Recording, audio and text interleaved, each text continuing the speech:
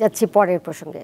ত্রয়োদশ জাতীয় সংসদ নির্বাচনের চূড়ান্ত রোডম্যাপ অনুমোদন করেছে নির্বাচন কমিশন। বৃহস্পতিবার তা প্রকাশ করা হবে বলে জানিয়েছেন ইসি সিনিয়র সচিব আক্তার আহমেদ। বুধবার সংবাদ সম্মেলনে তিনি বলেন, সহসাই সীমানা নির্ধারণের চূড়ান্ত তালিকা প্রকাশ করা হবে। ত্রয়োদশ জাতীয় সংসদ নির্বাচনকে সামনে রেখে গত ৩০ জুলাই সংসদীয় আসনের সীমানা নির্ধারণ খসড়া প্রকাশ করে ইসি।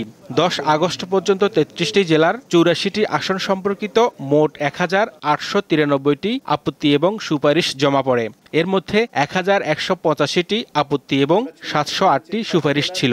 ২৮টা আসন নিয়ে গত ২৪ আগস্ট থেকে ২৭ আগস্ট পর্যন্ত আপত্তিগুলোর শুনানি অনুষ্ঠিত হয়। শুনানি শেষে ইসি সচিব বলেন, দ্রুতই সীমানা নির্ধারণের চূড়ান্ত তালিকা প্রকাশ করা হবে।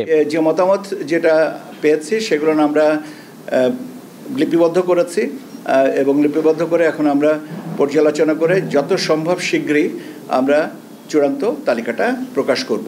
এ সময় তিনি বলেন, শুনানিতে বিএনপি এবং এনসিপি নেতাদের মাঝে হাতাহাতির ঘটনায় ব্যবস্থা নিতে পুলিশকে দায়িত্ব দেওয়া হয়েছে। এটা অত্যন্ত অনাকাঙ্ক্ষিত, না হওয়াটাই বাঞ্ছনীয় ছিল এবং কাম্য ছিল।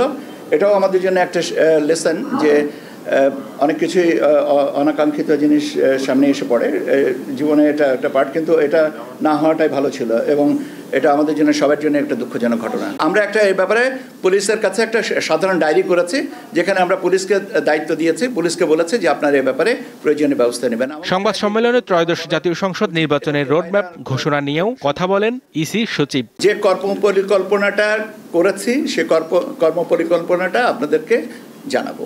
আগামীকালকে পর্যন্ত একটু অপেক্ষা করেন না, একটা দিনের জন্য খুব বেশি আটকাবে। ইসি সূত্র বলছে, রোডম্যাপে ভোটার হালনাগাদ, প্রশিক্ষণ, ভোট কেন্দ্র স্থাপন, ভোট কর্মকর্তা প্যানেল প্রস্তুত, ম্যানুয়াল প্রস্তুত, আইন সংস্কার ও ভোটের উপকরণ ক্রয় সহ ২৪ ধরনের বিষয় রয়েছে। হেদায়েত উল্লাহ সীমান্ত, দীপ্ত সংবাদ, ঢাকা।